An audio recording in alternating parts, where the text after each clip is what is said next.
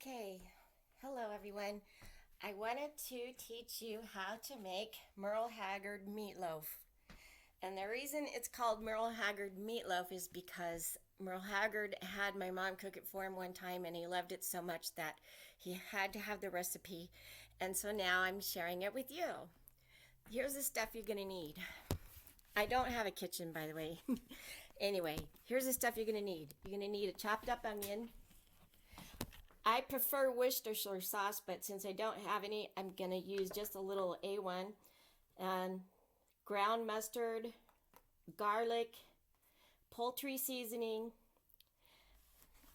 You're not even seeing this, huh? Some more garlic flakes, pepper, garlic powder, salt, ketchup, an egg, and a pound of ground beef and some bacon. And you're going to need this to mix it all up in. So I need to move all this over here now so you can watch. I've already chopped the onion and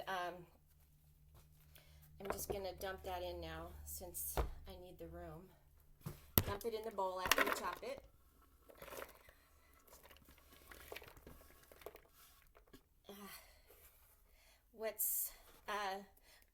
My kitchen was supposed to be done by now, but it may never get done, so I'm going to cook without a kitchen. I do have a stove. I had the gas man come and put the stove on. Oh, I forgot the breadcrumbs. That's another thing you need is breadcrumbs. Breadcrumbs. You don't have to use breadcrumbs. I usually just put my bread, in those walnut choppers, you wind them and they chop the nuts. I just put my bread through there and that's fine enough, but I can't locate that right now because everything's everywhere. So I'm going to put the egg in the bowl, and I'm going to put the meat. That's my oven preheated. Preheat your oven to 350. Get you some nice fresh beef. I'm not even going to break it up yet because I'm going to put my glove on.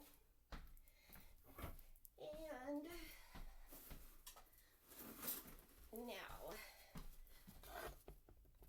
we're going to I'm just going to cover the top with some breadcrumbs. I would use quarter cup. That's about a quarter cup. Okay. And then some garlic. I just covered the top with garlic.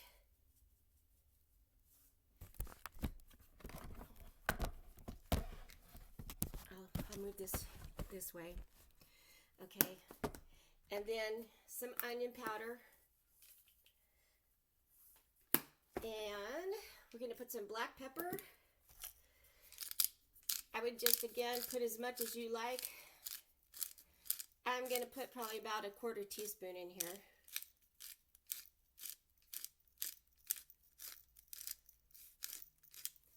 Okay, and then just some garlic flake, just for fun, because I really love garlic. Really, you don't need to put any garlic flakes. If you do less than like an eighth of a teaspoon, if you're going to put garlic powder and stuff.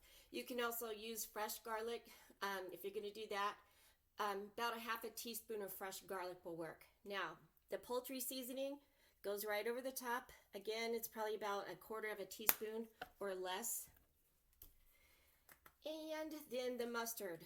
You could do 2 squirts of mustard, which is like a tablespoon, or you can do your powdered mustard, because you gotta have it. It makes a great flavor. About a quarter teaspoon again. Salt.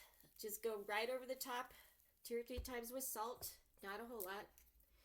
And then I'm just going to put like a quarter teaspoon or half a teaspoon. That's what this is. Half of a teaspoon of your A1, just to give it a little extra beautiful flavor, because Worcestershire it really does make the most.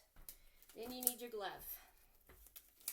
If you don't have a food glove, that's fine. Get a bread bag and turn it inside out. You don't want the ink touching your food. Turn it inside out and use the bread bag. But since I bought gloves, I'm going to do that. I was really surprised though. Merle Haggard printed out my mom's meatloaf recipe. I saw it when he came to the Stanislaus County Fair when I lived there in California. And they printed his favorite recipe because that's just what they do. They share the recipe and they share something about the entertainer's life because he was coming to sing, and everybody just, you know, enjoys to spoil our entertainers and give them lots of attention in the newspaper. I'm sure you guys do over there, wherever you're at, when you have your county fair. So what I'm doing is I'm smushing it all together, mixing it really well. I let the meat thaw out in my refrigerator, and this is one whole onion, and you chop it up. You don't have to mince it, but it should be a little less than dice. Kind of, you know, like the kind you'd put on your taco meat when you make tacos. Alright, so now after it's all mixed, like this is almost all mixed, you need your cast iron skillet.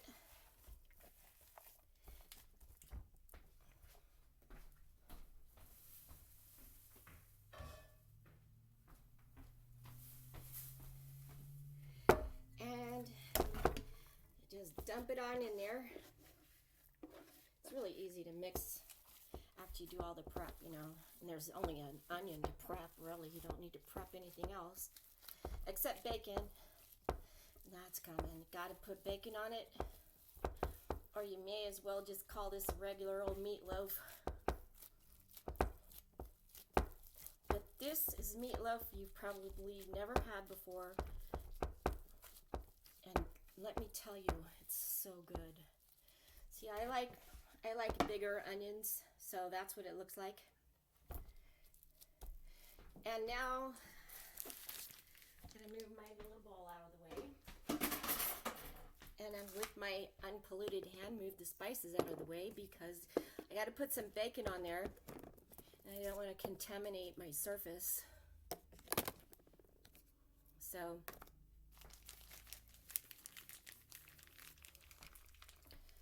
I've got the cutting board from my old cabinets on my my dishwasher that's was supposed to be installed, which, you know, I could be stuck like this the rest of my life. So I had called the gas man to come out and at least hook up the gas so I could at least use a stove. And you could probably make this just fine in your Instapot or your air fryer. I have the Pampered Chef air fryer, and that is so good. I love that gadget.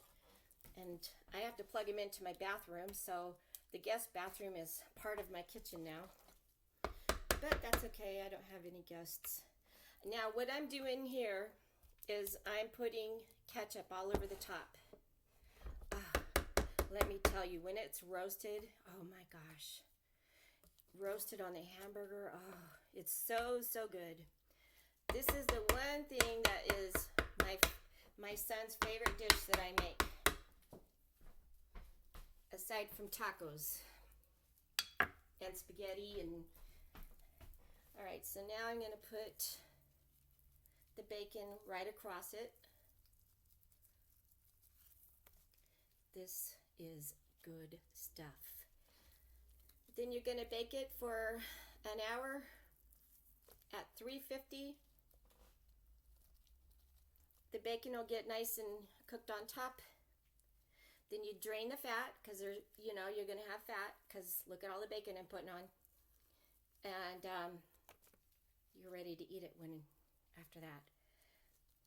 It's so good. You can cut your bacon in half if you want it to look really pretty and uniform, but you know what? I'm not a picky person, so anyway, here's what it looks like. Now I'm going to just make sure. You gotta make sure you use a big enough skillet so you don't have grease spilling over in your stove, which that's never happened for me. There's plenty of room left. And then you just pop her in the oven.